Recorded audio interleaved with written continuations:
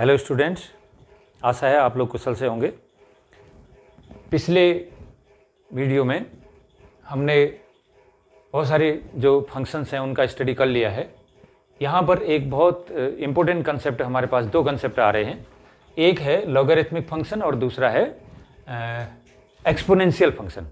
तो उसका इंट्रोडक्शन और उसके बारे में कुछ इंपॉर्टेंट कंसेप्ट हम लोग यहाँ पर सीखेंगे। फिर उस पर बेस्ड जो डिफरेंशिएशन की एक्सरसाइज है उसको यहाँ पर हल करने की कोशिश हम लोग करेंगे। तो देखिए, इसकी शुरुआत करते हैं चैप्टर के आज के। क्या है? Exponential and logarithmic functions. तो इसमें सबसे पहले हम एक्सपोनेंशियल वाले कंसेप्ट को लेने की कोशिश करते हैं। तो यहाँ पर एक ग्राफ बनाते हैं हम। देखिए, ये सपोज हमारा कोऑर्डिनेट एक्सिस हम ड्रॉ कर रहे हैं, Cartesian coordinate system, x dash और ये वाई डैश, जहाँ ये दोनों इंटरसेक्ट करते हैं, दिस इज कॉल्ड ओरिजिन। ये ओरिजिन हो गया। अब इसमें देखिए, सबसे पहले हम कुछ कर्व को एज्यूम कर लेते हैं। Let y is equal to f1x is equal to x। एक कर्व ये है। इसका ग्राफ क्या होगा? यानी कि y is equal to mx है बच्चों, y is equal to mx और m is equal to tan theta is equal to 1। y is equal to mx। तो कोफिशिएंट क्या है x के आगे? कुछ नहीं है तो 1 होगा ना। तो y is equal to 1x होगा। तो m इज इक्वल टू 1, यानी tan theta is equal to 1, तो theta is equal to 45 degree. तो ये y is equal to x एक लाइन है। y is equal to mx plus c तो है नहीं इसमें। y is equal to mx है और m इज इक्वल टू 1 है, लेकिन m is equal to tan theta होता है। तो tan theta is equal to 1 हो गया इसका। तो इसलिए ये 1 tan थीटा 1, थीटा 45 डिग्री। तो यानी कि ये एक लाइन है। ये लाइन ओरिजिन से जाएगी और x एक्सिस के साथ पॉजिटिव डायरेक्शन में 45 डिग्री का एंगल बनाते हुए लाइन जाती है। तो y is equal to x का ग्राफ ओबियस है, आप लोग पहले से जानते हैं। तो देखिए, y is equal to x का ग्राफ कहाँ से जाएगा? ओरिजिन से। यदि मैं x कोऑर्डिनेट को 0 लिखता हूँ तो y भी क्या हो जा रहा है? 0 हो जा रहा है। x को 0 लिखता हूँ तो y भी 0 हो जा रहा है। तो ये ओरिजिन से जा रहा है ये लाइन और 45 डिग्री के एंगल पर जा रहा है। तो ये मैंने सबसे पहले इसका ग्राफ बना लिया। देखिए, y is equal to f1x is equal to x। तो y is equal to x यानी y is equal to mx का ग्राफ आपने बनाया, जो x एक्सिस से 45 की डिग्री पर लाइन होगी, लाइन ओरिजिन से जाएगी। ऐसे में कुछ और ग्राफ लेता हूँ। सपोज देखिए, y इज इक्वल टू है f2x is equal to x square, y is equal to f3x is equal to x cube, y is equal to f4x is equal to x power 4। ऐसे ही अगर मैं लेते जाऊं तो y is equal to fnx is equal to x power n। हम इनके सबके ग्राफ बनाने की कोशिश करते हैं। y is equal to f1x is equal to x, y is equal to f2x is equal to x square, y is equal to f3x is equal to x cube, y is equal to f4x is equal to x power 4, y is equal to fnx is equal to x power n।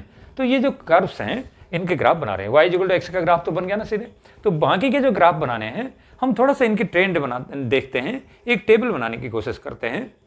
तो ये table इसमें बना लेते हैं। देखिए, इसमें ये तो हो जाएगा हमारा इंडिपेंडेंट वेरिएबल क्या है? x है। डिपेंडेंट वेरिएबल क्या है? सभी का y है।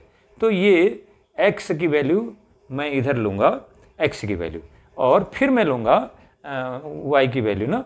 y की वैल्यू सबकी अलग अलग आएगी।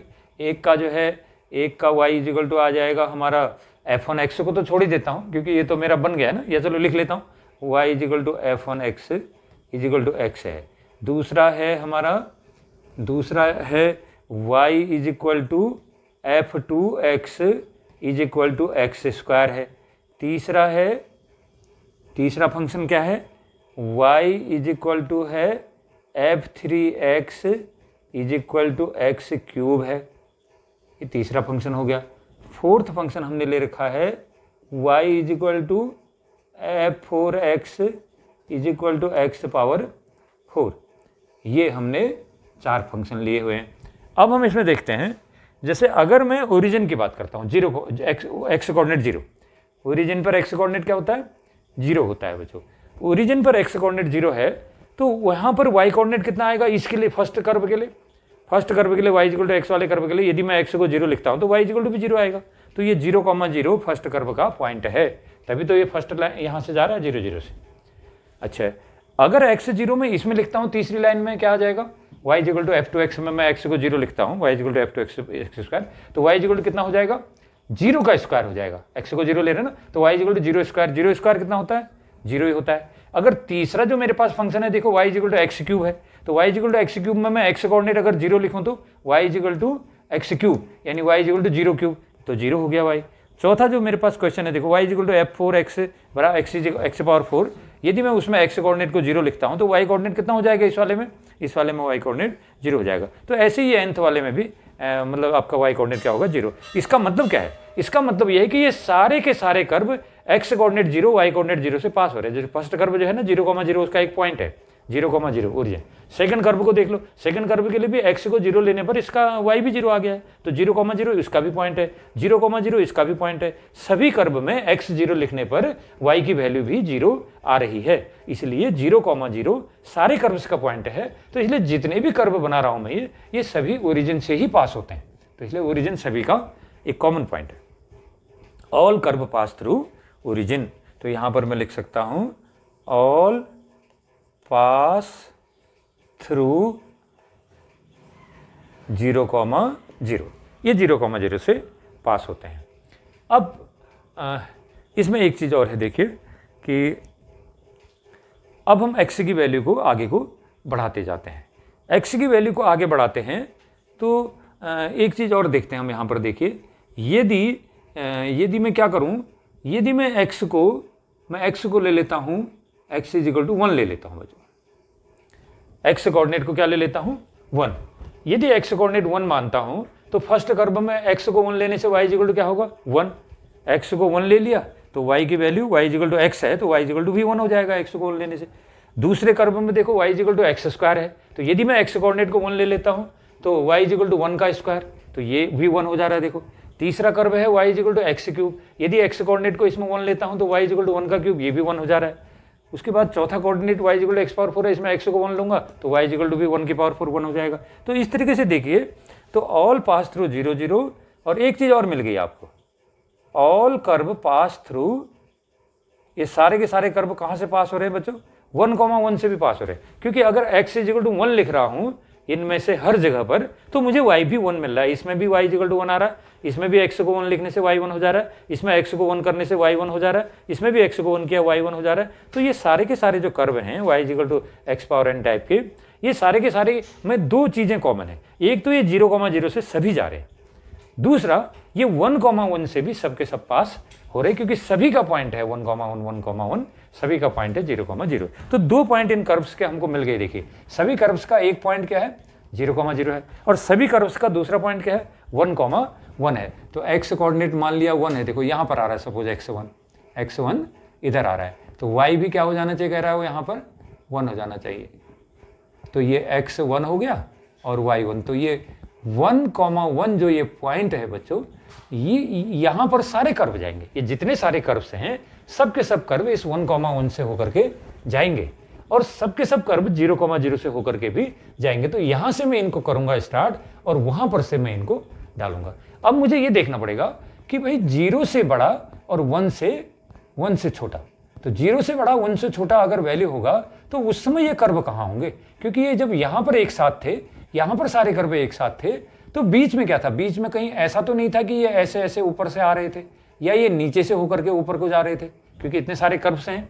तो ये इन दोनों के बीच में कहाँ थे, ऊपर से थे, नीचे से थे, या कुछ ऊपर कुछ नीचे थे। तो ये चीज़ जानने के लिए हम लोग क्या करेंगे, 0 से बड़े और 1 से छोटे वैल्यू पर भी x की वैल्यू के लिए y को कैलकुलेट करेंगे, तो पता चलेगा कि ये y equal to x line से ऊपर को थे या नीचे थे। तो 0 और 1 के बीच की कोई वैल्यू क्या ले लेता हूँ, जैसे मैं कोई वैल्यू ले लेता हूँ बच्चों 0.1, x की वैल्यू क्या है 0.1 है। अगर x की वैल्यू में 0.1 लेता हूँ तो first curve y equal to क्या हो जाएगा, y इक्वल टू x है, तो x की वैल्यू 0.1 ले लिया तो y इक्वल टू भी 0.1 हो जाएगा। तो 0.1 है पहले कर्व का, तो ठीक है वो तो लाइन ही है।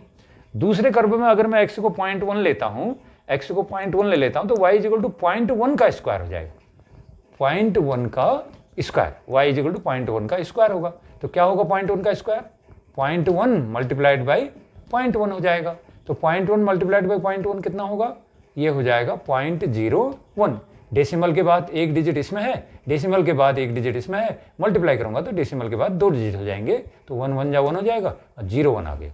क्या हो गया 0.01। तो अब बताइए ये बड़ा है कि ये बड़ा है? भाई x इजिकल टू 0.1 रखने पर इसमें तो y इजिकल टू भी 0.1 आ गया, लेकिन x इजिकल टू 0.1 रखने पर इस वाली कर्व में जब x इजिकल टू 0.1 रखा तो y की वैल्यू 0.1 का स्क्वायर यानी 0.01 आ गई। अब इन दोनों में से कौन बड़ा है? इसका y बड़ा है कि इसका y बड़ा है? x इजिकल टू 0.1 पर ये दो कर्व में से किस कर्व का y बड़ा है? तो आपने कहा इसमें डेसिमल के तुरंत बाद 1 है, इसमें डेसिमल के तुरंत बाद 0 है, तो अपने आप ही है कि ये बड़ा हो गया। डेसिमल के बाद जिसमें 1 है और दूसरे में डेसिमल के बाद 0 है, तो उसमें तो डेसिमल के बाद 0 है, अपने आप ही छोटा हो गया, और इसमें डेसिमल के तुरंत बाद 1 है, तो इसकी अपेक्षा तो ये बहुत बड़ा है, तो इसलिए ये वैल्यू बड़ी है और ये वैल्यू हमारी छोटी है। तो क्या कहने का मतलब है, जो y इक्वल टू एक्स वाली लाइन का ग्राफ आप बना रहे हो, y equal to x square वाले का जो ग्राफ होगा वो y equal to x line से नीचे होगा, क्योंकि उसका y नीचे कम आ रहा है। देखो x इक्वल टू 0.1 करने पर उसका y क्या हो जा रहा है, y equal to x line वाले y से कम हो रहा है, तो इसलिए ये जो इसका y होगा, ये y equal to x square वाले का, वो y equal to x line से नीचे होगा, क्योंकि कम वैल्यू दे रहा है वो। ऐसे ही y equal to x cube को देखो, मैंने x इक्वल टू 0.1 ले रखा है, तो y equal to x cube कितना आ जाएगा, y equal to x cube करूंगा तो y इक्वल टू हो जाएगा एक्स क्यूब का मतलब 0.1 का क्यूब, तो 0.1 मल्टीप्लाई करूंगा तो डेसिमल के बाद एक डिजिट, दो डिजिट, तीन डिजिट है, तो क्या हो जाएगा 0.001, डेसिमल के बाद 3 डिजिट, ये इसका आएगा। y equal to x cube में x को 0.1 लेने से y की वैल्यू कितनी आ जाएगी, 0.001 आएगी। अब आप देखिए कि इन दोनों में कौन, जब इसमें इससे छोटा ये है, इससे छोटा ये है, तो मतलब x इक्वल टू 0.1 पर y equal to x line जिस बिंदु से जा रही है, y equal to x square वाला जो कर्व है वो उससे नीचे है, और ये वाले को देखो y इक्वल टू 0.0 पॉइंट, अब इसमें कौन बड़ा है, इससे तो ये छोटा है। अब ये वाले और ये वाले को देखो जरा, ये 0 के तुरंत बाद 0 है इसमें, और दूसरा डिजिट 1 है, इसमें 0 के तुरंत, इसमें भी 0 है, 0 के तुरंत बाद इसमें भी 0 है, लेकिन इसका अगला डिजिट 1 है, लेकिन इसका अगला डिजिट क्या है, 0 है, तो इसलिए इससे ये छोटा है, क्योंकि इसमें 0 के बाद सेकंड डिजिट 1 है, लेकिन इसमें 0 के बाद सेकंड डिजिट 0 है, तो इसलिए ये ज़्यादा छोटा है, वो उससे ये बड़ा है, ये छोटा है, तो इसलिए ये छोटा है, तो इसका मतलब क्या हो, y equal to x cube जो कर्व है x इक्वल टू 0.1 पर, ये उससे भी नीचे है, ये कर्व उससे भी नीचे है, तो सबसे ऊपर कौन है, y इक्वल टू एक्स वाली लाइन है, और लाइन से कम y इसका आ रहा है, तो इसका मतलब ये जो कर्व है y equal to x square, ये उस लाइन से नीचे है इसका ग्राफ, और y equal to x cube जो है वो इससे भी कम आ रहा है, तो इसका मतलब ये वाला जो कर्व है ये y equal to x square वाले कर्व के भी नीचे है, और y equal to x power 4 को लूंगा तो इसमें 0.1 की पावर 4 हो जाएगी, तो इसमें आ जाएगा इतना 0.001, तो ये और नीचे हो जाएगा, तो इसका मतलब जितनी ज़्यादा पावर आप ले रहे हैं y कोऑर्डिनेट उतना नीचे है, तो इतने से ही हमारा काम चल जाएगा। देखिए हमने इतना जान लिया कि भाई ये सारे के सारे कर्व में यदि मैं x को 0 लिख रहा था तो y की वैल्यू कितनी आ रही थी, x 0 लिखा y 0, x 0 लिखा तो y equal to 0 square 0, x को 0 लिखा y इक्वल टू 0 का cube equal to 0, x equal to 0 लिखा तो y इक्वल टू 0 की पावर 4 इक्वल टू 0, तो 0,0 सबका कॉमन पॉइंट था, 0,0 से सारे कर्व पास हो रहे, ओरिजिन से पास हो रहे हैं सारे। दूसरा पॉइंट हमने लिया, यदि मैं x को 1 कर देता हूँ तो x को 1 करने से y इक्वल टू 1, x को 1 करने से y equal to 1 square equal to 1, y equal to 1 cube equal to 1, y equal to 1 power 4 equal to 1, y equal to 1 power n equal to 1, तो ये 1,1 से भी सारे के सारे कर्व पास हो रहे हैं, तो मैंने वो पॉइंट सेलेक्ट कर लिया, ये 0,0 है, वो है हमारा 1.1, तो मुझे पता चल गया कि ये कर्व सबके सब यहाँ से भी हैं, यहाँ पर भी दोनों एक साथ हैं सारे कर्व से भी।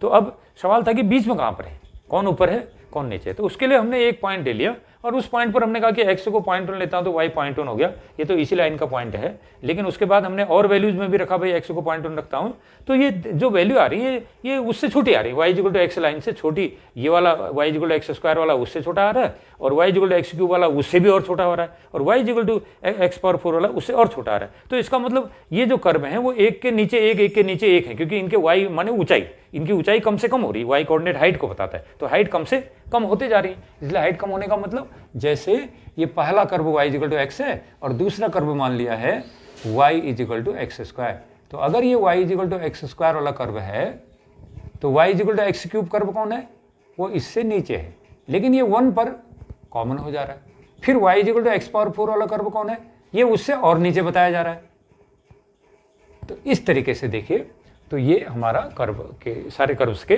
ग्राफ बना दिए, कि ऑल कर्व्स स्टार्ट फ्रॉम 0,0, तो 0,0 से स्टार्ट कर लिया, एंड दे मीट एट 1,1, ये 1,1 पर सारे कर्व एक साथ होंगे। लेकिन उसके बीच में क्या है, आपने कहा उसके बीच में सबसे ऊपर y इक्वल टू एक्स है, उससे भी नीचे क्योंकि उससे कम हाइट पर y equal to x square है, और y equal to x cube की हाइट उससे और कम है, y equal to x power 4 की हाइट उससे और कम है। तो ये जो हाइट होती है y कोऑर्डिनेट, ये कम से मतलब सबसे कम इसका हो रहा है। जितनी ज़्यादा पावर करोगे ये कोऑर्डिनेट उतना कम होगा, जैसे x पावर 5 करोगे तो ये और कम होगा।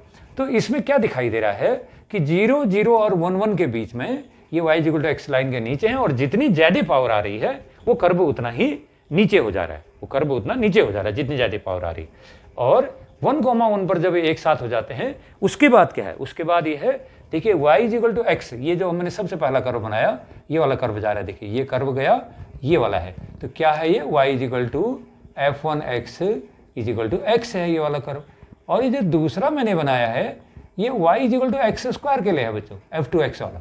तीसरा जो बनाया है y इक्वल टू किसका है, y इक्वल टू f2x है, ये y इक्वल टू f3x है। f3x का मतलब y equal to x cube के लिए है। ऐसे y equal to x power 4 का भी ले सकता हूँ, देखिए y equal to x power 4, ये और नीचे आएगा, ये हो गया। तो y equal to x power 4, तो जितना ज़्यादा पावर हो रही है ये कर्व इधर 0 से 1 के बीच में तो उतना नीचे आ रहा है जितनी ज़्यादा पावर, लेकिन 1 से जब आगे को जा रहा है ये जो है स्टीपली ऊपर को जा रहा है, इसकी हाइट स्टीपली बढ़ रही है, बहुत तेज़ी से बढ़ी, इसकी हाइट धीरे धीरे करके बढ़ रही, देखो इसकी हाइट इसके अपेक्षा और तेज़ी से बढ़ गई, और इसकी हाइट और तेज़ी से, इसकी हाइट और तेज़ी से। तो जितना ज़्यादा पावर हो रही है ये 1,1 के आगे इनकी जो हाइट है वो लगातार बढ़ते जा रही है। तो इसकी हाइट बहुत ज़्यादा आएगी, यदि n ये 4 से बड़ा है तो इसकी हाइट उससे भी बड़ी आएगी। तो इस तरीके से इन सारे कर्व्स का नेचर है y equal to x power n का, कि they all start from 0, 0, they all intersect at 1.1 and between 0, 0 and 1, 1 they are one below the other, एक दूसरे के नीचे हैं। Higher the power more lower will be value of y, और नीचे जाएगा जो जितना ज़्यादा पावर वाला होगा।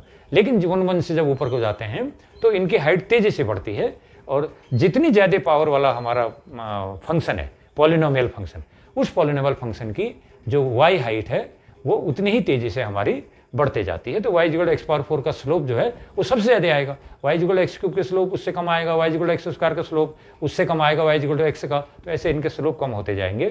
तो ये इन सभी का, ये पॉलिनोमियल्स का हमने ग्राफ बनाया। तो जितनी ज़्यादा पावर पॉलिनोमियल की होगी ग्राफ उतना ही स्टीप हो जाएगा, यानी उतनी तेज़ी से ग्राफ हमारा x को बढ़ाने से y की बढ़ोतरी करेगा। तो अब प्रश्न ये उठता है कि क्या ये जो पॉलिनोमियल फंक्शन हम लोग ग्राफ बना रहे हैं, क्या इनसे ज़्यादा तेज़ी से बढ़ने वाला भी कोई कर्व होता है कि x को बढ़ाने से y की वैल्यू बढ़ेगी?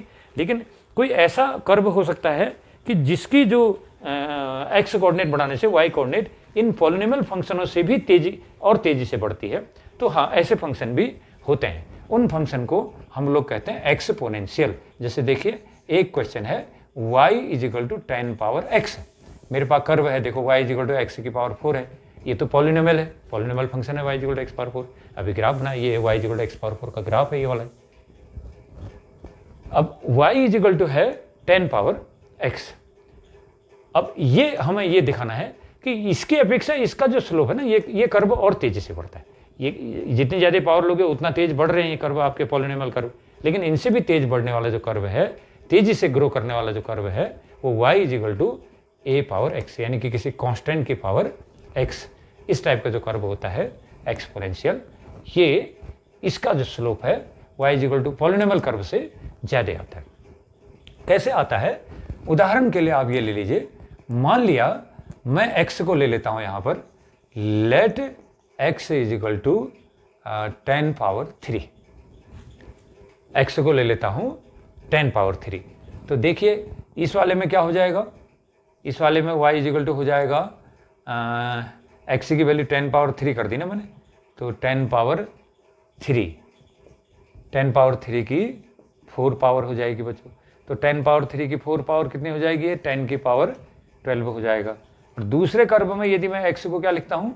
10 पावर 3, तो 10 पावर x है, तो 10 पावर 3, तो 10 पावर 3 कितना हुआ बच्चों? 1000 हुआ। 10 गुणा 10 गुणा 10 3 बार करने से क्या होता है? 1000 होता है। तो ये हो गया मेरा, ये तो है 10 पावर 3 पावर 4, तो पावर की पावर मल्टीप्लाई हो जाती है, तो 10 पावर 12 कर दिया मैंने। यहाँ y इक्वल टू 10 पावर 3 था, तो मैंने इसको 10 की क्यूब क्या होती है, 10 का क्यूब होता है 10 × 10 × 1000, तो 10 की पावर 1000। अब आप देखिए ये तो आ रहा है 10 की पावर कितना आ रहा है 12, 10 पावर 12 आ रहा है ये। x इक्वल टू 10 पावर 3 रखने पर मैंने इसमें भी x को 10 पावर 3 रखा, इसमें भी x को 10 पावर 3 रखा मैंने, तो यहाँ पर तो x को मैंने रखा 10 पावर 3 का 4 पावर, यानी 1000 का पावर 4 हो गया।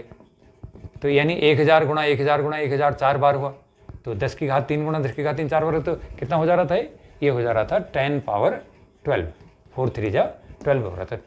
लेकिन इस वाले में जब मैंने रखा x को 10 पावर 3 रख दिया x की वैल्यू, तो ये 10 पावर 10 क्यूब कितना होता है ये 1000, तो 10 पावर 1000 हो गया, ये 10 पावर 12 हो गया।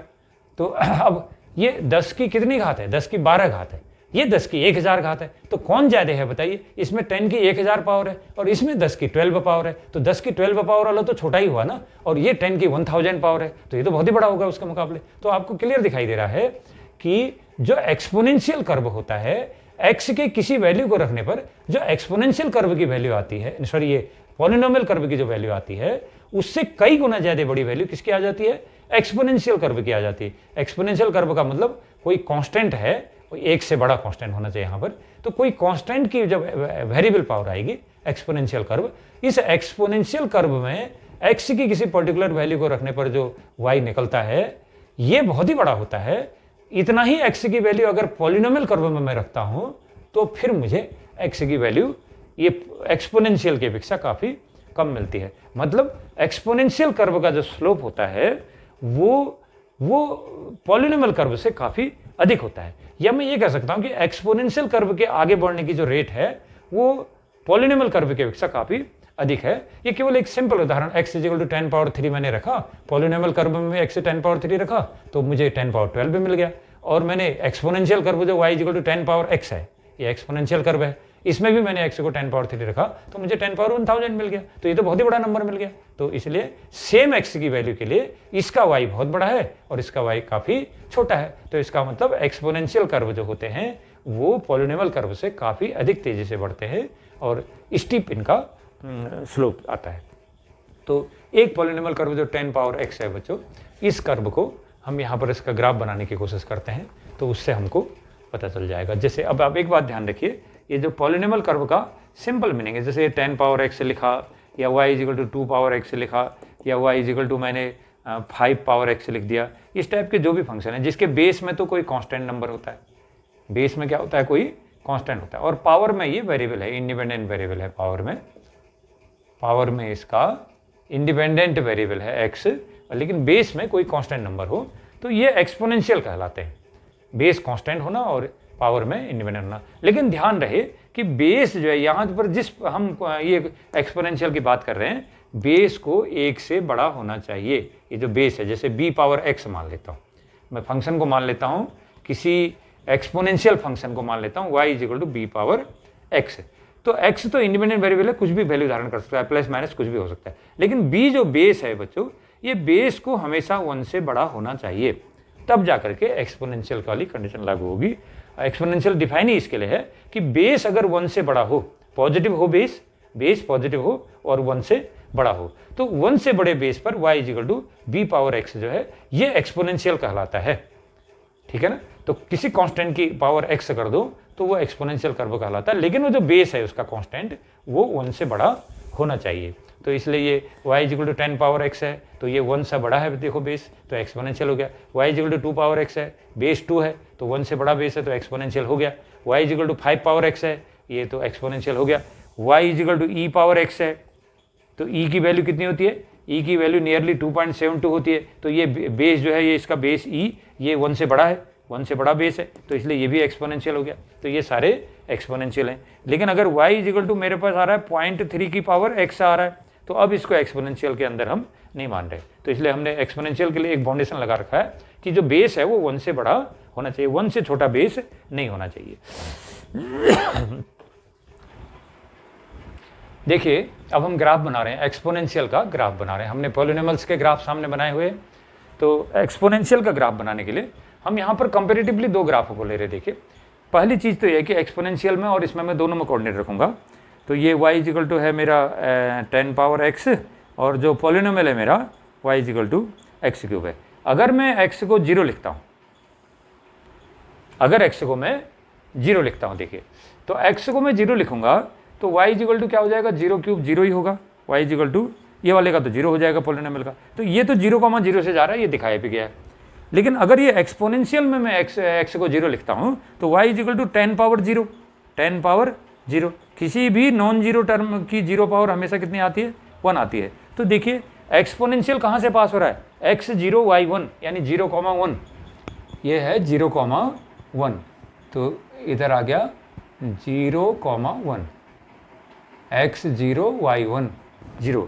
तो ये एक्सपोनेंशियल कर्व 10 पावर x वाला कर्व x0 y1 यानी 0,1 से पास हो रहा है, जबकि जो पॉलिनोमियल है y equal to x cube ये कहाँ से पास हो रहा है, आपको पता है सारे के सारे पॉलिनोमियल x0 करने पर y0 देते हैं, तो सारे पॉलिनोमियल 0,0 से पास होते हैं, लेकिन एक्सपोनेंशियल जो है वो 0,1 से पास हो रहा है। तो क्लियर दिखाई दे रहा है कि पॉलिनोमियल की अपेक्षा x इक्वल टू 0 पर पॉलिनोमियल फंक्शन की अपेक्षा एक्सपोनेंशियल फंक्शन ज़्यादा y कोऑर्डिनेट रखता है, ज़्यादा वैल्यू को देता है।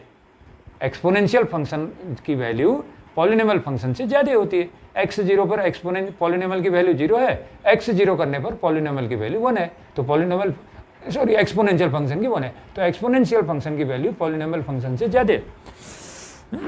अब इसमें x इक्वल टू 1 कर दीजिए, x इक्वल टू 1 कर दीजिए, तो पॉलिनोमियल फंक्शन की क्या वैल्यू आएगी, y इक्वल टू 1 का क्यूब हो जाएगा, तो ये तो 1 ही आएगा। तो 1,1 पॉइंट है पॉलिनोमियल में, वो यहाँ पर दिखाया गया 1,1 पॉइंट होता है, सभी पॉलिनोमियल में 1.1 आता है। अब x इक्वल टू 1 करने पर इसमें देखिए y इक्वल टू 10 की पावर 1, ये 10 हो गया। अब देखिए x इक्वल टू 1 करने पर पॉलिनोमियल में तो क्या आया, 1 आया, x इक्वल टू 1 करने पर एक्सपोनेंशियल में कितना आ गया, 10 आ गया। तो एक्सपोनेंशियल कर्व 1,10 पर है और पॉलिनोमियल कर्व 1,1, तो पॉलिनोमियल कर्व 1,1 है, जबकि एक्सपोनेंशियल कर्व जो है x इक्वल टू 1 पर कहाँ जा रहा है, 1,10, तो वो कहीं यहाँ जाएगा इतनी हाइट पर। तो इसका मतलब यह है कि 1,10 इधर आ जाएगा। तो एक ग्राफ थोड़ा सा उधर को ले लेता हूँ, तो ये इस तरीके से इधर से ये हम ये कह सकते हैं कि ये ऐसे बढ़ रहा है आपका एक्सपोनेंशियल कर्व। लेकिन अब हम देखते हैं कि क्या ये exponential curve x equal to 0 के लेफ्ट तरफ को भी होता है, क्या है, x 0 के लेफ्ट तरफ को भी होता है। तो x 0 के लेफ्ट तरफ को मैं कर रहा हूँ, देखिए तो कैसे करूँगा, जैसे x को मैं -1 ले लेता हूँ, x को ले लेता हूँ -1, तो y इक्वल टू 10 पावर -1 होगा, y इक्वल टू 10 पावर -1 कितना हो जाएगा, 10 पावर -1 1/10, तो 1/10 का मतलब 0.1 हो गया है, तो ये कम हो गया, देखो ये तो 1 है ना, y इक्वल टू 1, अब y इक्वल टू 0.1 कहाँ हुआ, इधर कहीं आ गया, ये इधर कहीं आ गया, तो ये ऐसे हो गया कर्व, देखिए। अब इसके बाद y इक्वल टू -2 ले लेता हूँ, x को, x से -2 लेता हूँ तो y इक्वल टू 10 पावर -2 हो जाएगा, 10 पावर -2 हो जाएगा, तो 1/100 हो गया, 0.01, ये और भी छोटा हो गया इसका x, ये और भी छोटा हो गया। इसके बाद x इक्वल टू -3 ले लेता हूँ, मैं नेगेटिव तरफ को आ रहा हूँ, x के नेगेटिव तरफ को आ रहा हूँ और y को निकाल रहा हूँ, तो x को -3 लूँगा, y equal to 10 power -3, 10 power -3, तो 1/1000, तो 0,0,1 हो गया, तो 0,0,1 और नज़दीक आ गया। अब x को मैं 4 लेता हूँ तो y -4 लेता हूँ x को, तो y इक्वल टू 10 पावर -4, -1 -2 -3, तो 10 पावर -4 और भी छोटा हो जाएगा।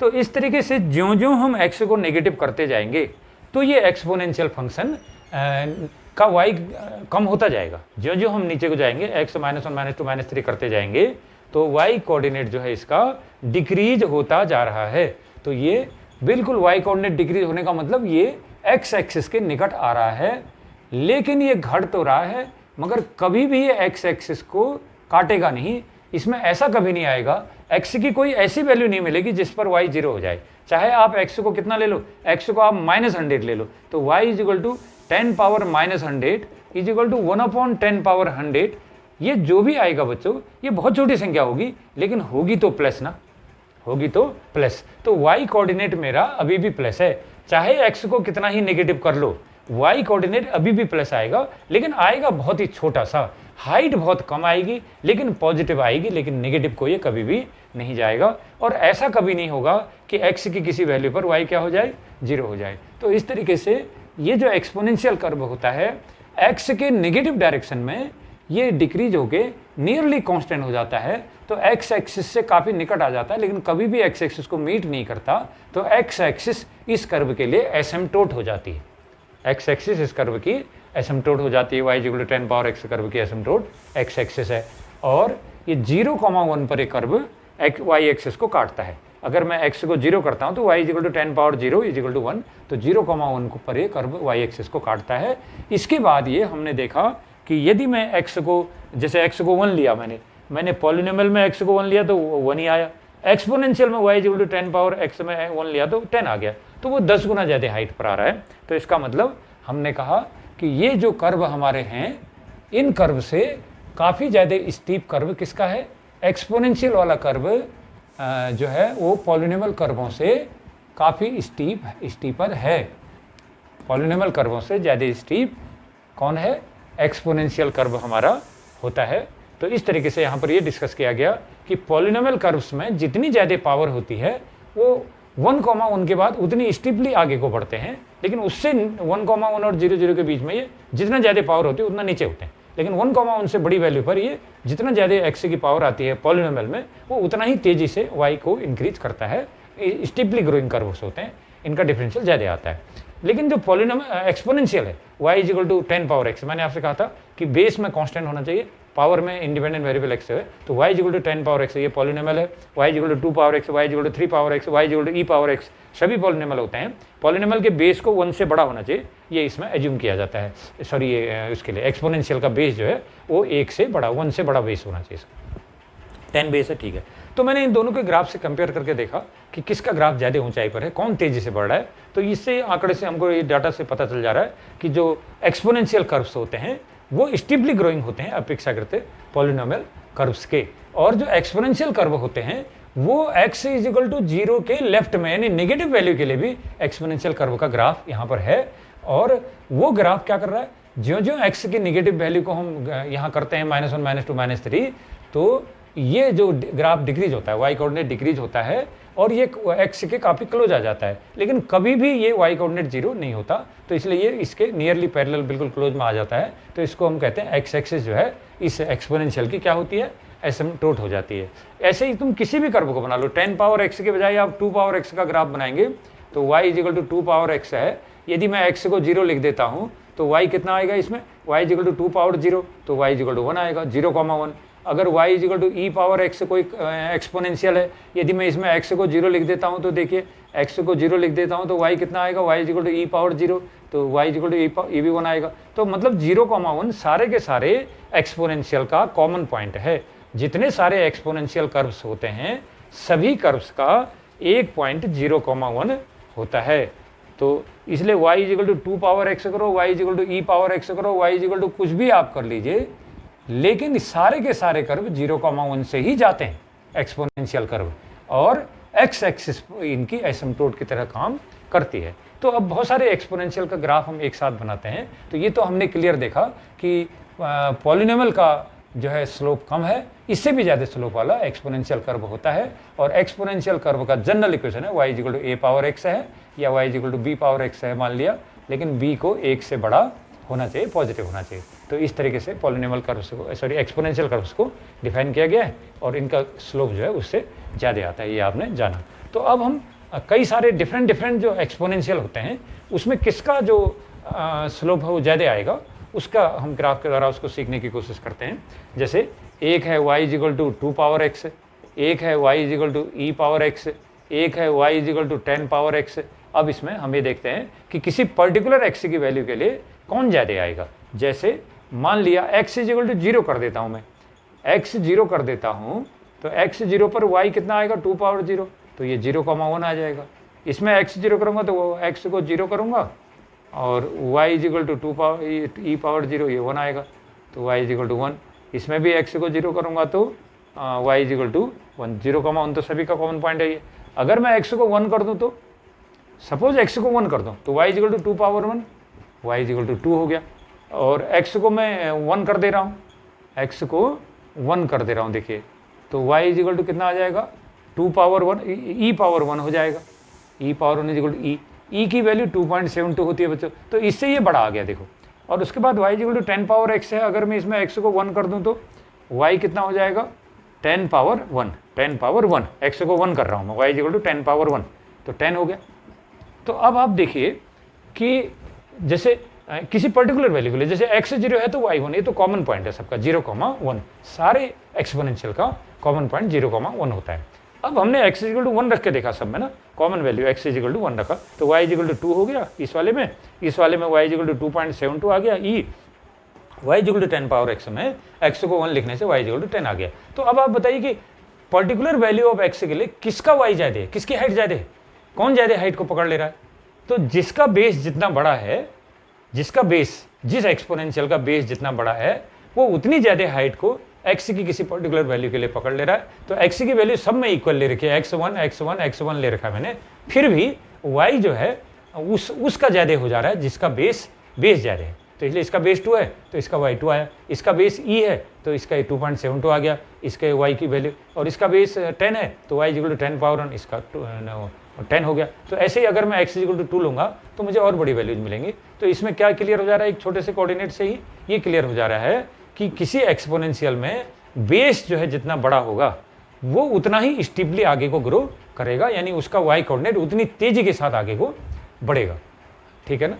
तो ये इसका ग्राफ अगर हम बनाएं तो हम इसको 0,1 से आगे कैसे ग्राफ बनाएंगे, 0,1 तो सभी का पॉइंट है, और इससे आगे जो ग्राफ बनाऊंगा तो जितना बड़ा बेस होगा उतना ही हमारा क्या कहते हैं एक्सपोनेंशियल बड़ा आएगा। तो y equal to 10 power x जो है बच्चों ये यहाँ आएगा, ये 10 पावर x आ जाएगा। y equal to 2 e power x है, ये इससे थोड़ा नीचे आएगा, और y equal to 2 power x है, ये इससे और नीचे आएगा। ये इनके ग्राफ हैं 0,1 से आगे, 0,1 सभी का कॉमन पॉइंट है। लेकिन 0,1 से पीछे क्या स्थिति है इनकी, नेगेटिव तरफ को। तो यदि आप जो है नेगेटिव लेंगे ना, तो नेगेटिव वैल्यू लेता हूँ, देखो इसमें जैसे मैं x इक्वल टू -1 ले लेता हूँ तो y कितना आएगा, y 2 पावर -1 1/2 हो जाएगा, y इक्वल टू 1/2 हो जाएगा। अगर इसमें x की वैल्यू में -1 ले लेता हूँ तो y equal to e power -1 1/e हो जाएगा। x इक्वल टू -1 ले रहा हूँ तो y इक्वल टू हो जाएगा e पावर -1 1/e 1/2.72। तो ये क्या था, ये 1/2 था, ये 1/2 था, ये 1/2.72 है। तो इसका डिनोमिनेटर बड़ा है तो ये छोटा हो गया, इसका y छोटा हो गया। और इस वाले में x इक्वल टू -1 कर दूंगा तो y equal to 10 power -1, x equal to -1 कर दूंगा तो y इक्वल टू 10 पावर -1 1/10 हो गया बच्चों। इसका डिनोमिनेटर और भी बड़ा है तो ये फ्रैक्शन और छोटी हो गई। तो क्या हो रहा है, जिसका छोटा बेस है वो धीरे धीरे करके डिक्रीज कर रहा है, लेकिन जिसका बड़ा बेस है वो उतनी तेजी से डिक्रीज हो जा रहा है। देखो ये जिसका बेस 10 है वो 1/10 हो गया, x इक्वल टू -1 करने पर ये 1/10 हो गया, ये 1/2.72 हो गया, ये 1/2 हुआ। तो ये कम घटा है, ये डिक्रीज हुआ है लेकिन कम डिक्रीज हुआ है, ये ज़्यादा डिक्रीज हो गया। x इक्वल टू ये जो बेस 10 वाला और ज़्यादा डिक्रीज हो गया। तो इसलिए जो नेगेटिव वैल्यू x जब हम करते हैं तो x की नेगेटिव वैल्यू पर जिसका बेस जितना छोटा है पॉलिनोमियल का, सॉरी एक्सपोनेंशियल का, जिस एक्सपोनेंशियल का बेस जितना कम है वो उतनी स्लोली डिक्रीज करता है, और जिसका बेस जितना ज़्यादा है वो उतना स्लोली हाईली डिक्रीज कर रहा है या कि स्टीपली डिक्रीज कर रहा है। तो इसमें नीचे क्या ग्राफ आएंगे बच्चों, नीचे ग्राफ आएंगे, नीचे ग्राफ कैसे आएंगे, नीचे ग्राफ आएंगे इनके कि सबसे स्टीपली कौन डिक्रीज करेगा, यही वाला, ये 10 पावर x वाला, ये दिखा रहा है ना, ये 1/10 हो जा रहा है x इक्वल टू -1 करने से, और e की पावर x वाला जो है इतना हो रहा है, और 2 पावर x वाला बहुत कम। तो इसलिए सबसे कौन डिक्रीज होगा ज़्यादा, 10 पावर x वाला सबसे तेज़ी से, सॉरी ये सबसे तेज़ी से डिक्रीज होगा, ये आ रहा है ग्राफ, तो ये सबसे तेज़ी से डिक्रीज होके ऐसे जाएगा। जबकि जो ये e इक्वल टू e की पावर x y है तो ये थोड़ा स्लोली डिक्रीज करेगा। तो ये डिक्रीज तो करेगा लेकिन इसकी वैल्यू इससे ऊपर रहेगी, इसकी वैल्यू इससे ऊपर रहेगी। और ये वाली की वैल्यू जो y equal to 2 power x है ये तो बहुत ही स्लोली डिक्रीज करेगा, तो इसलिए इसकी वैल्यू इनसे भी ऊपर रहेगी। तो आप देख रहे कि x की नेगेटिव तरफ को सब जो है ज़्यादा हाइट पर कौन है, जिसका बेस छोटा है, और x की पॉजिटिव तरफ को ज़्यादा हाइट पर कौन है, जिसका बेस बड़ा है। तो x की पॉजिटिव साइड में जो एक्सपोनेंशियल होते हैं, बड़े बेस वाला ज़्यादा हाइट में होता है और छोटे बेस वाला कम हाइट में होता है। लेकिन x एक्सिस में जो नेगेटिव x डायरेक्शन में है वहाँ पर जो है छोटा बेस जिसका होगा वो ज़्यादा हाइट में होगा, उसका y बड़ा आएगा, जिसका बेस बड़ा है तो उसका y की वैल्यू छोटी आएगी, तो यानी कि वो सबसे नीचे होगा। तो y equal to 10 power x सबसे नीचे है y is equal to e power x ये है और y is equal to 2 power x सबसे ऊपर है। तो y is equal to 2 power x है और ये इस तरीके से हम इसको बना सकते हैं। अब मेटा करके clear.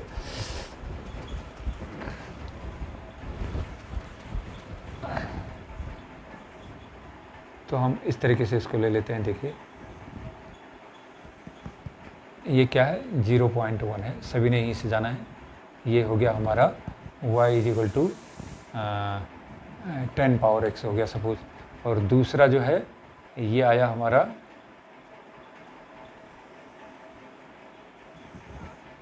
y is equal to e power x हो गया। तीसरा हमारा जो आ रहा है वो और स्लोली यहाँ डिक्रीज होगा और इधर y is equal to 2 power x। तो इस तरीके से ये एक्सपोनेंशियल के ग्राफ आते हैं और सारे एक्सपोनेंशियल का कॉमन पॉइंट 0,1 होता है। सभी की जो है ये x एक्सिस हमारी एसिम्प्टोट का काम करती है और ये स्टीपली ग्रोइंग कर्व्स हैं। बेस जितना बड़ा होगा पॉजिटिव डायरेक्शन में, x की पॉजिटिव डायरेक्शन में ये उतनी तेज़ी से ग्रो करते हैं, यानी y कोऑर्डिनेट उतनी तेज़ी से इनका बढ़ता है। बेस जितना छोटा होगा x की नेगेटिव डायरेक्शन में इनका y उतना ज़्यादा रहता है, यानी कि ये उतनी तेज़ी से डिक्रीज नहीं करते हैं। बड़े बेस वाले डिक्रीज करेंगे तेज़ी से। तो इस तरीके से एक्सपोनेंशियल का हमने इसका ग्राफ बनाया। और अब एक्सपोनेंशियल के टाइप, दो टाइप के एक्सपोनेंशियल होते हैं बच्चों। Type of exponential, types of exponential, exponential curves के टाइप या एक्सपोनेंशियल फंक्शन के टाइप। तो ये दो टाइप के एक्सपोनेंशियल फंक्शन होते हैं। एक तो ई बेस पर पावर लगाई जाती है, तो इसको नेचुरल एक्सपोनेंशियल बोलते हैं, natural exponential curve, natural exponential है एक्सपोनेंशियल फंक्शन। और y is equal to b power x है, तो ये जो है ये कॉमन एक्सपोनेंशियल कहलाएगा या general exponential, general exponential function.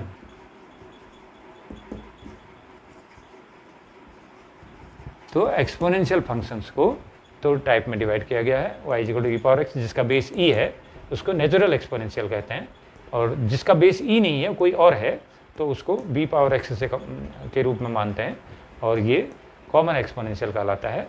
और b की वैल्यू या जो बेस है, बेस क्या होना चाहिए आपसे, ग्रेटर देन 1 इसमें होना चाहिए। तो ये एक्सपोनेंशियल कर्व्स हैं, पॉलिनोमियल से ज़्यादा स्टीप इनका स्लोप आता है, और ये सभी का कॉमन पॉइंट 0,1 होता है। और ठीक है, और स्टीप ग्रोइंग कर्व्स हैं, बाकी इसमें इतना ही है। और इसके बाद अब हम इसके एक्सपोनेंशियल कर्व्स के बाद हम देखते हैं दूसरे प्रकार के कर्व्स हैं जो, या दूसरे प्रकार के फंक्शन हैं जो क्या है, लॉगरिथमिक फंक्शन।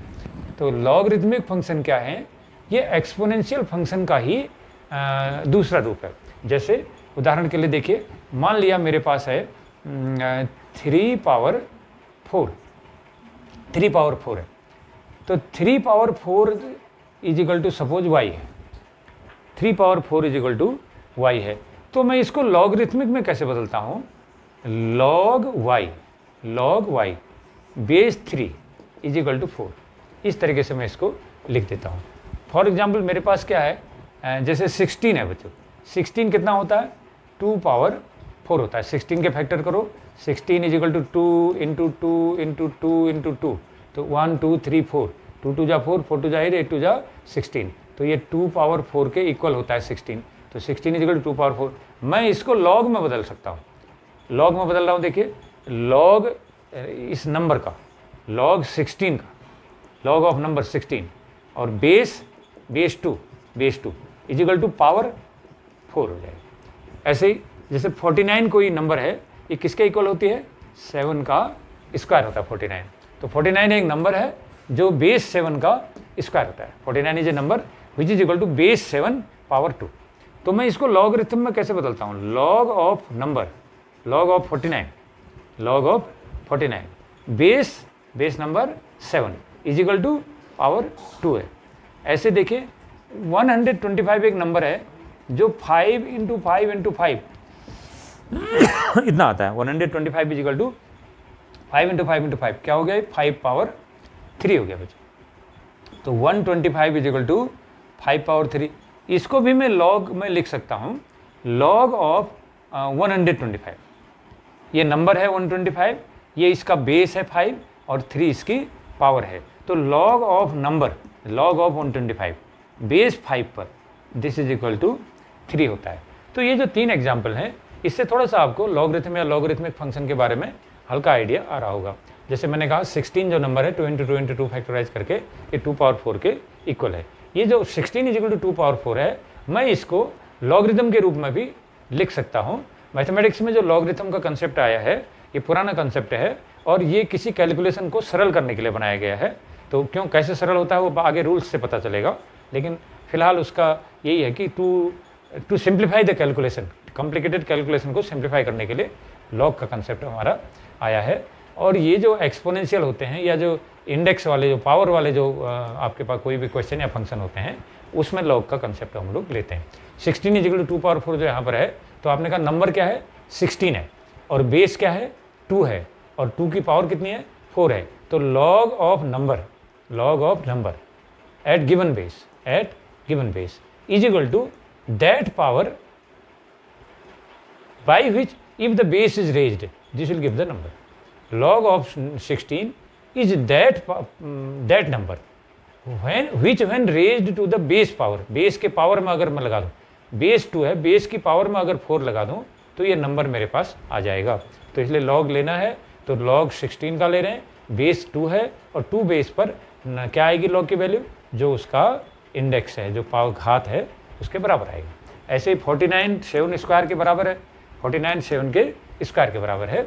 तो इसमें मैंने आपसे कहा कि log ऑफ 49 बेस 7 इज इक्वल टू 2 हो जाएगा। 125 5 पावर 3 के बराबर है, तो नंबर 125 है, बेस इसका 5 है और इंडेक्स इसका पावर यानी 3 है इसकी।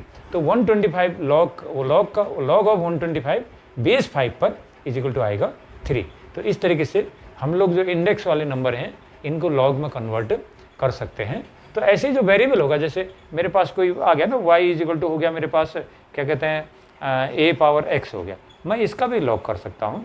तो वो वेरिएबल के रूप में भी लॉग फंक्शन मेरा आ सकता है। जैसे y is equal to log x हो सकता है। ये बेस नंबर है, बेस अलग अलग हो सकते हैं नंबर्स के।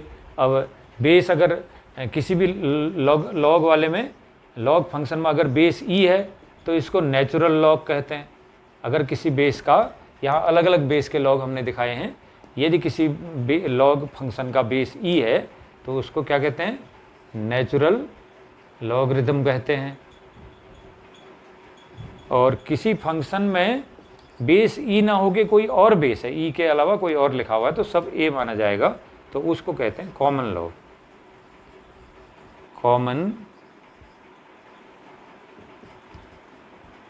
लॉगरिथम। तो दो प्रकार के लॉग फंक्शन होते हैं, एक होता है नेचुरल लॉगरिथम, एक होता है कॉमन लॉगरिथम। तो नेचुरल लॉगरिथम में बेस हमेशा e होता है, एक्सपोनेंशियल e की वैल्यू कितनी आती है, नियरली 2.72 आती है। ये एक सीरीज का सम है, 1 + 1/(1) + 1/(2) + 1/(3) + 1/(4) एंड सो ऑन। इस सीरीज का सम ही e होता है, जो नियरली कितना आता है, 2.72 के आसपास आता है। तो ये लॉगरिथमिक फंक्शन बेस अगर e है तो नेचुरल लॉग कहलाता है।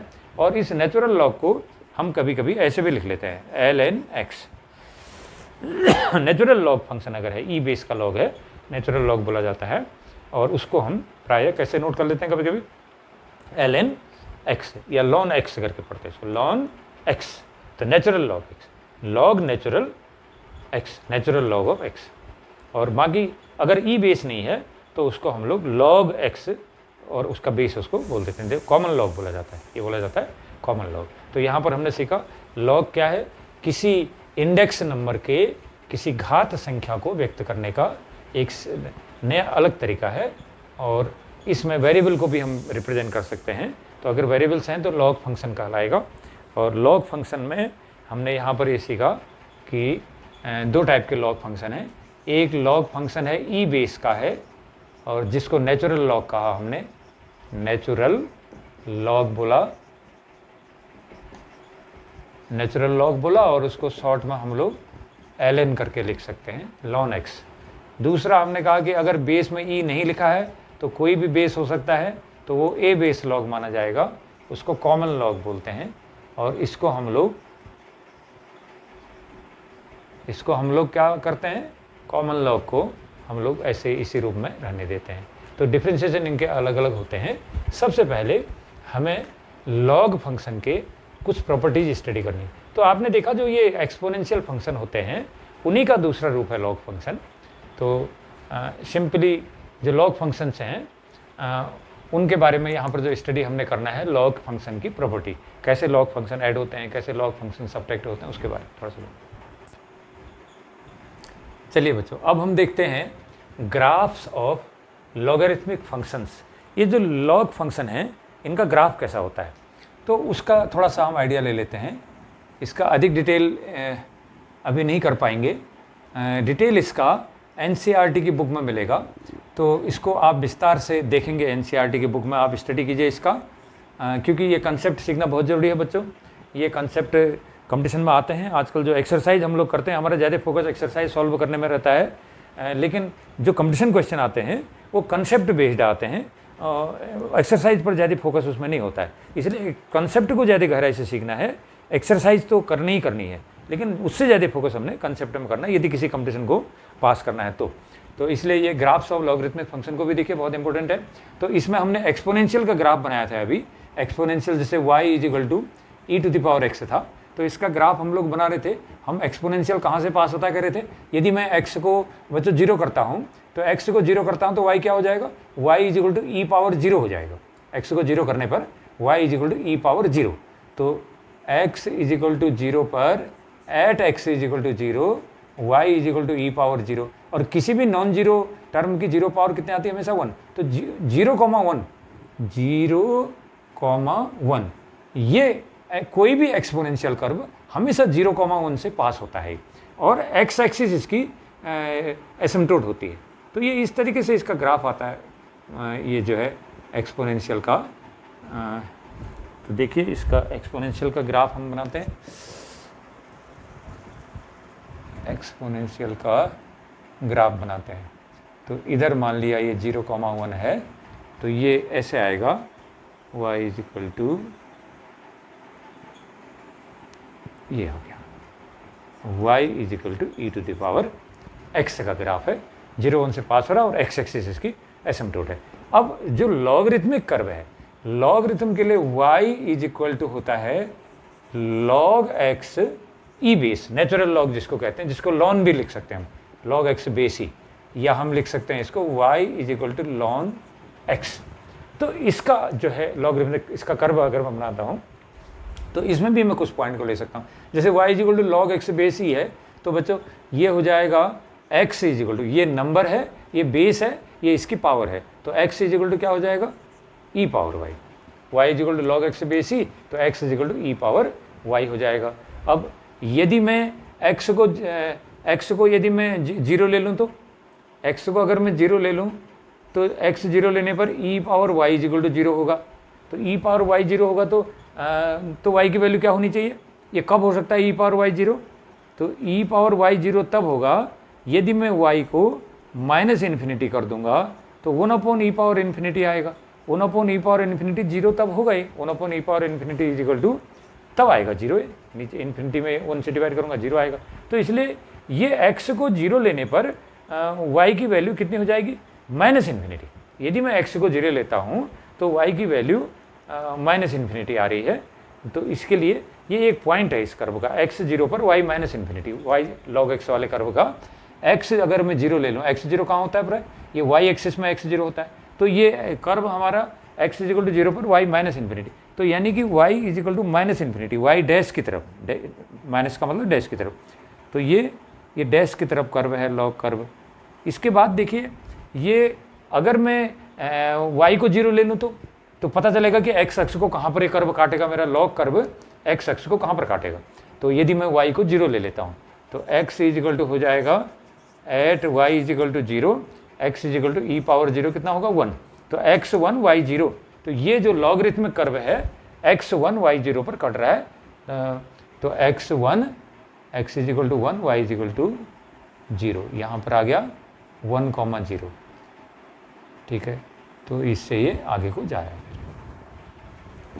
इससे आगे लॉगरिथमिक कर्व जा रहा है। ये हो गया लॉगरिथमिक कर्व हमारा। इसका इक्वेशन लिख दूंगा y is equal to log x base e. कैसे हमने बनाया? y is equal to e to the power x का ग्राफ तो हम पहले ही बना चुके थे, और सारे जो एक्सपोनेंशियल कर्व होते हैं वो 0,1 में जाते हैं और सभी का एक्स एक्सिस एसिम्पटोट का कार्य करता है। एसिम्पटोट उस लाइन को कहते हैं जो इस कर्व के लिए इन्फिनिटी में जा करके एज ए टेंजेंट काम करेगी, तो इसलिए ये एसिम्पटोट है एक्स एक्सिस इसका। तो ये इसका ग्राफ था। y is equal to ln x यानी कि natural log x, log x base e. इसके ग्राफ बनाने के लिए मैंने इसको इंडेक्स में बदल दिया, तो मैंने कहा x is equal to e power y, x is equal to e power y. तो इसमें अब हमने कहा कि ये कर्व एक्स अक्ष को कहाँ पर काटेगा? एक्स एक्सिस जहाँ पर भी काटेगा वहाँ y 0 होगा, तो इसमें y इज इक्वल टू 0 लिख दिया मैंने, तो x is equal to e power 0, x is equal to 1 आ गया। तो ये curve y is equal to 0, x is equal to 1, यहाँ पर ये यहाँ से जा रहा है, x is equal to 1, y is equal to 0 से कर्व जा रहा है लॉगरिथमिक कर्व। दूसरी चीज़ ये है कि ये y एक्सिस को कहाँ पर काटेगा? y एक्सिस को जहाँ काटेगा वहाँ x 0 हो जाएगा। तो y एक्सिस को कहाँ पर काटेगा? तो मैंने कहा x 0 कर दो, x 0 है तो 0 is equal to e to the power y हो जाएगा, 0 is equal to e to the power y हो जाएगा। अब e to the power y 0 कब हो सकता है? ये तब 0 हो सकता है यदि ये y is equal to minus infinity हो, क्योंकि y is equal to minus infinity होगा तो e power minus infinity 1 upon e power infinity plus में आ जाएगा अपॉन में जाके, और तो ये 1 अपॉन इन्फिनिटी हो जाएगा इज इक्वल टू 0। तो x 0 तब आ सकता है जब y माइनस इन्फिनिटी हो। तो इसलिए यह curve y is equal to minus infinity पर x इज इक्वल टू 0 दे रहा है, यानी ये x is equal to 0 line y axis पर ये कहाँ पर काटेगा? इन्फिनिटी पर काटेगा, यानी नहीं काटेगा, तो ये एसिम्पटोट की तरह काम करेगा। इस तरीके से लॉगरिथमिक कर्व जाएगा।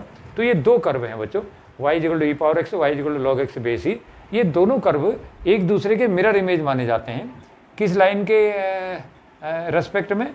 ये y is equal to x वाली जो लाइन है, y is equal to x एक लाइन है मेरी, ये इस लाइन के रेस्पेक्ट में ये जो दोनों कर्व हैं मिरर इमेज कहलाते हैं। तो अगर कोई प्रश्न पूछता है कि y is equal to e की पावर एक्स का मिरर इमेज कौन है? y is equal to e की पावर एक्स का मिरर इमेज है y is equal to log x, और y is equal to log x का मिरर इमेज कौन है? y is equal to e की पावर एक्स। और किसके सापेक्ष मिरर कहाँ पर है? मिरर है y is equal to x पर। y is equal to x जो है इसका यदि मिरर हो तो इसलिए इसका मिरर इमेज ये है या इसके वाले का मिरर इमेज ये है।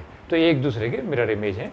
ये लॉगरिथमिक कर्व और एक्सपोनेंशियल कर्व नेचुरल वाले, they are the mirror image of each other with respect to the line y is equal to x. तो ये लॉग के और एक्सपोनेंशियल के ग्राफ के बारे में था। अब हम लॉग के कुछ प्रॉपर्टीज नोट करेंगे कि लॉग कुछ इंपॉर्टेंट प्रॉपर्टीज रखता है जिसके बेस पर हम लॉगरिथमिक क्वेश्चनों को सॉल्व करते हैं। जैसे पहला जो हमारा थ्योरम है देखिए लॉग का, वो क्या है? जैसे हमारा है लॉग पी बेस ए है, जैसे लॉग पी बेस ए। मैं इसको बेस चेंज कर सकता हूँ, इसको कहते हैं हम लोग base change formula. Base change formula logarithm के लिए बेस चेंज फार्मूला। अब इस लॉग पी बेस है, इसका बेस ए है, तो मैं इसके बेस को चेंज भी कर सकता हूँ। किसी लॉग के बेस को चेंज कैसे किया जा सकता है उसको हमने समझना है।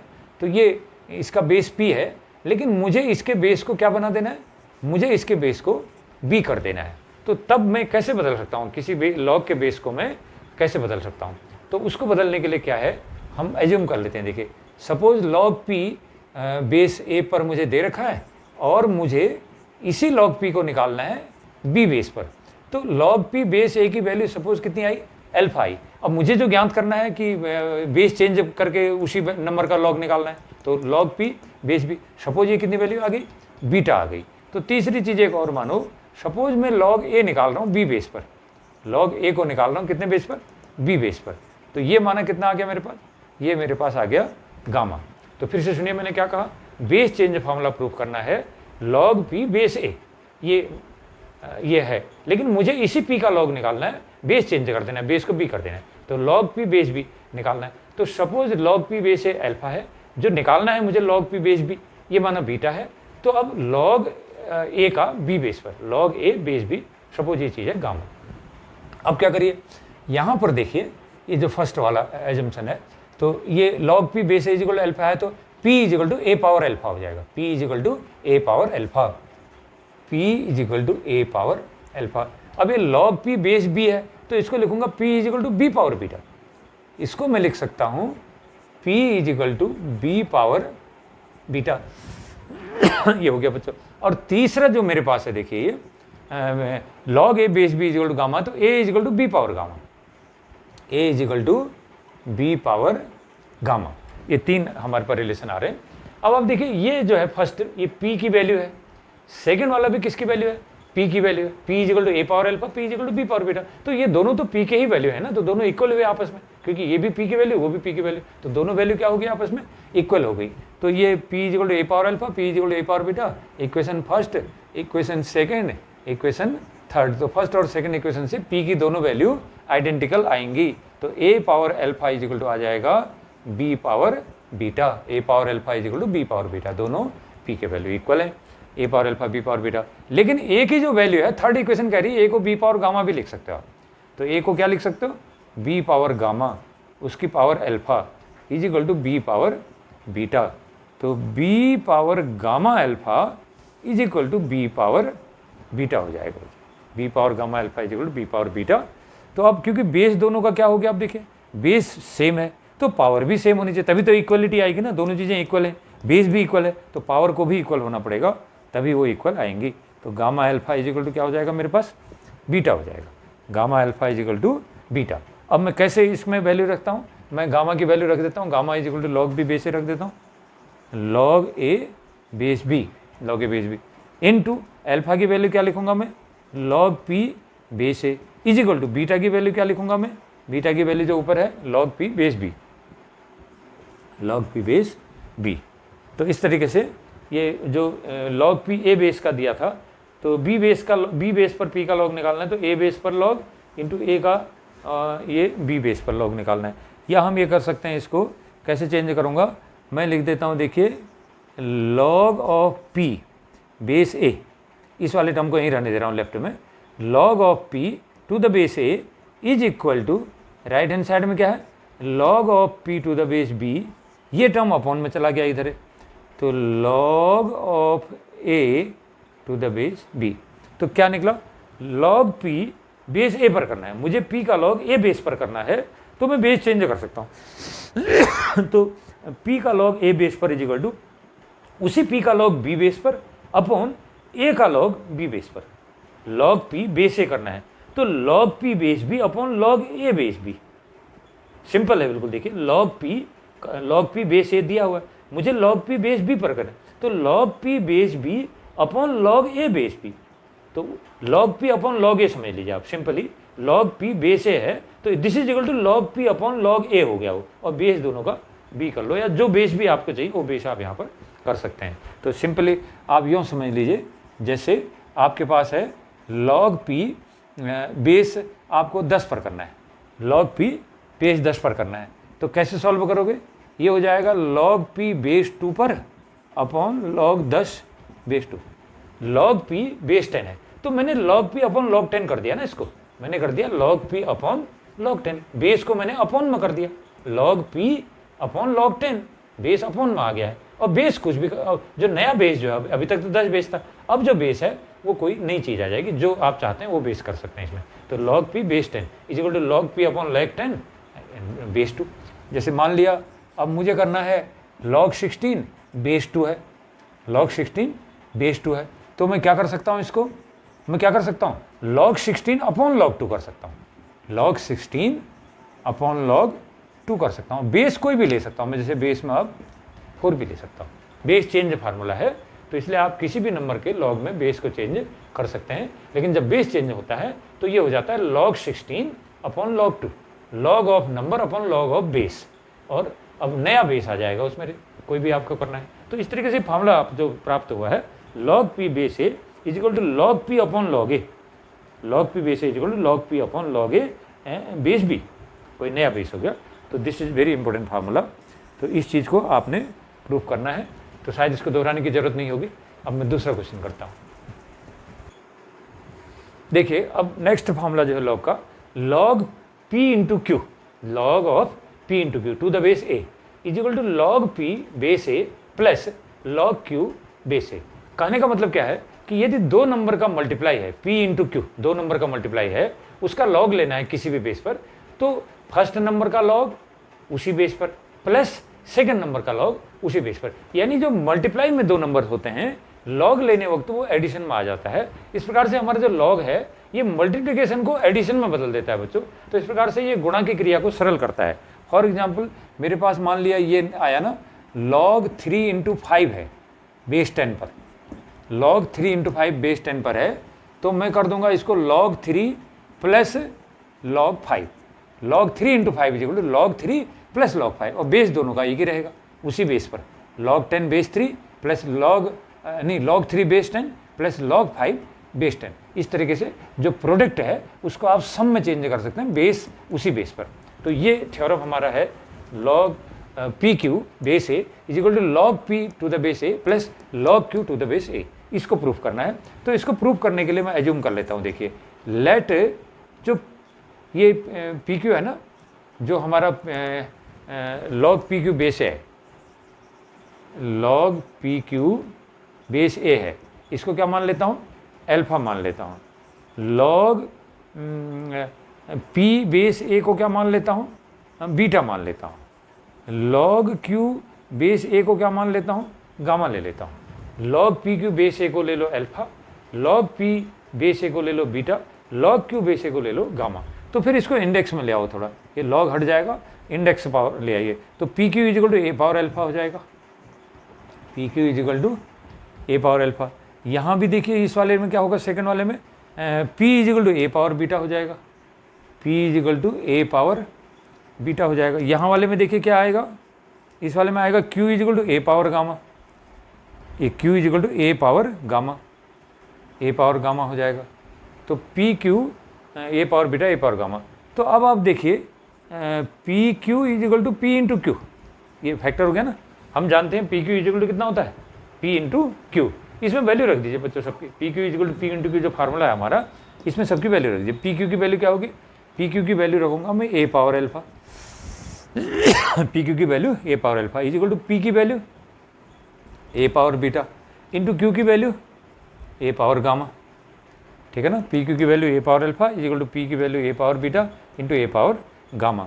तो a power alpha is equal to, अब ये बेस सेम है, देखो a power beta a power gamma, base दोनों का सेम है। तो सेम बेस वाले दो नंबर अगर मल्टीप्लाई हो रहे हैं तो पावर जुड़ जाती है। तो a power beta into a power gamma होगा, तो क्या हो जाएगा अब a power beta plus gamma, base same था, बेस ए, तो मल्टीप्लाई में पावर ऐड हो जाती है। तो a power alpha equal to a power beta plus gamma. फिर से देखिए इक्वल है दोनों चीज़ें, दोनों इक्वल है, बेस दोनों का सेम है, इसलिए पावर भी दोनों की सेम होनी चाहिए, तभी तो इक्वल आएगा। तो इसलिए अल्फा इक्वल टू आएगा हमारा बीटा प्लस गामा।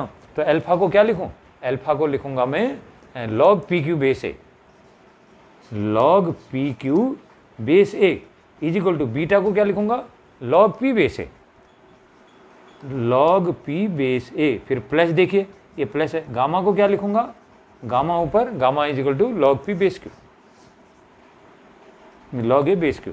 तो इससे ये क्लियर हो गया, देखो फार्मूला हमने वेरीफाई कर दिया कि log p q base a is equal to log p base a plus log q base a.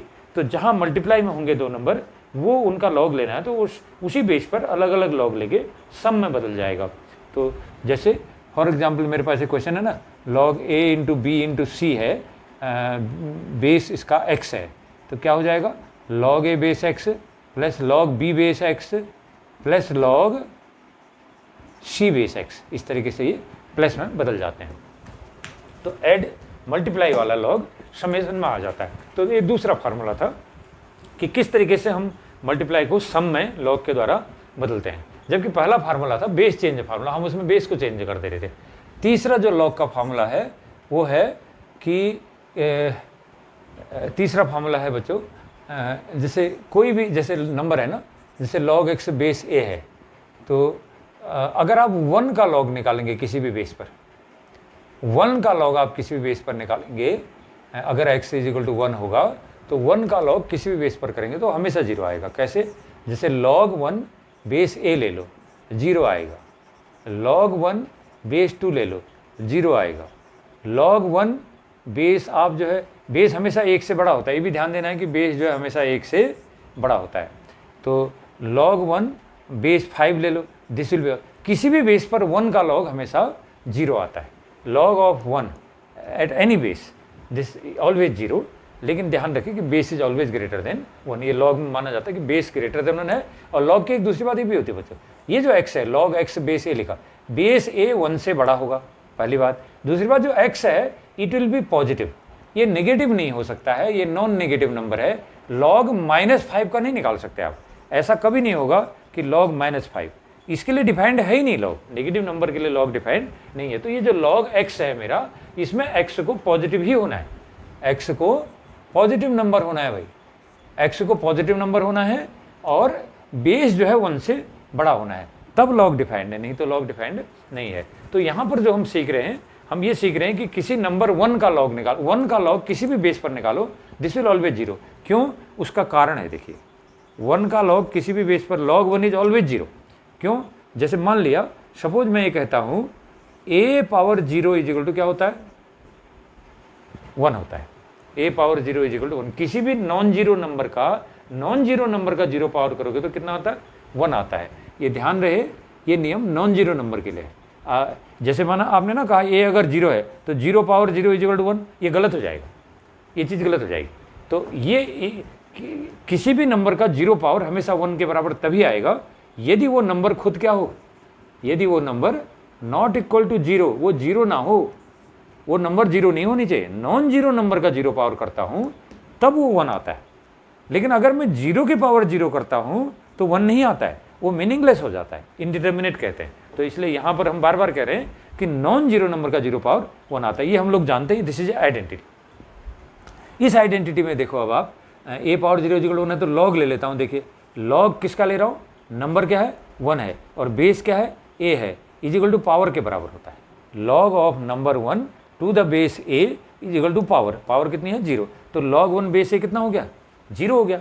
तो ऐसे ही आप कोई दूसरा उदाहरण ले लो, जैसे आपको पता है कि 5 की पावर 0 करूँगा तो कितना आएगा बच्चों, ये 1 आएगा। नॉन जीरो नंबर है, नॉन जीरो नंबर की 0 पावर करने से 1 आता है हमेशा। 5 की पावर 0 1 हुआ। अगर इसी चीज़ को मैं लॉग की लैंग्वेज में लिखूँ तो लॉग ऑफ नंबर 1 है और base to the base 5 is equal to power 0, तो लॉग 1 बेस 5 पर 0। तो इससे हमें ये क्लियर हो रहा है कि लॉग आप किसी भी नंबर का लॉग ले लो, 1 का लॉग ले लो, 1 का लॉग किसी भी बेस पर ले लो, this is always 0, this is always 0। Log 1 at any base this is always 0। तो 1 का लॉग हर बेस पर 0 ही होता है। तो लॉग 1 बेस a पर हमेशा 0 आएगा। ये हमारा तीसरा रूल है। अब चौथा जो रूल है लॉग का वो है डिवीजन का। जैसे मान लिया एडिशन का रूल है। जैसे ये आया ना हमारे पास है log of p cube two the base a, log p cube two the base a है। तो मैं इसको ऐसा कर सकता हूँ बच्चों, log p क्यूब को क्या लिख सकता हूँ, p इंटू p लिख सकता हूँ बेस a। और अभी हमने क्या सीखा, हमने यही सीखा कि अगर मल्टीप्लाई में नंबर्स हैं तो वो सेपरेट लॉग हो के सम हो जाता है। जैसे log p base a plus log p base a plus तीसरे के लिए भी log p बेस a, जितने मल्टीप्लाई में हो सब के सब उसी बेस पर समेशन में चले आते हैं। तो log p cube is equal to log p into p equal to log p base a plus log p base a plus log p base a, जितने हैं उतनी बार ऐड हो जाएगा वो। तो log p cube base a is equal to log p base a जोड़ोगे तो कितना हो जाएगा, ये 3 गुना हो जाएगा एक ही चीज़ का, एक ही क्वांटिटी का 3 गुना, 3 log p बेस a हो जाएगा। तो log of p cube is equal to 3 log p base a। तो देखिए जो पावर है वो तो आगे आ गई ना इसमें, log p base a is equal to 3 log p के बराबर आ रहा है सॉल्व करके। तो मतलब क्या हो रहा है कि जो पावर है वो आगे आ गई as a coefficient, power as a coefficient आगे, बाकी log p base a as it is है। तो इसलिए किसी भी नंबर का हम जनरलाइज इसको कर रहे हैं। देखिए log p की पावर n है सपोज बेस a पर, log p power n base a पर है, तो इसका जो पावर है वो तो आगे आ जाएगा कोफिशिएंट के रूप में, n into log p base a, इतना आंसर इसका हो जाएगा। ठीक है ना। जैसे log m पावर n है बेस a पर, log m पावर n है बेस a पर, तो क्या हो जाना चाहिए, ये जो पावर है ये कोफिशिएंट के रूप में आगे से आ जाएगा n into log m base a। तो इस तरीके से ये फार्मूला हमारा हो गया कि पावर है किसी नंबर में तो वो पावर आगे आ जाती है, log p base a as it is रहता है।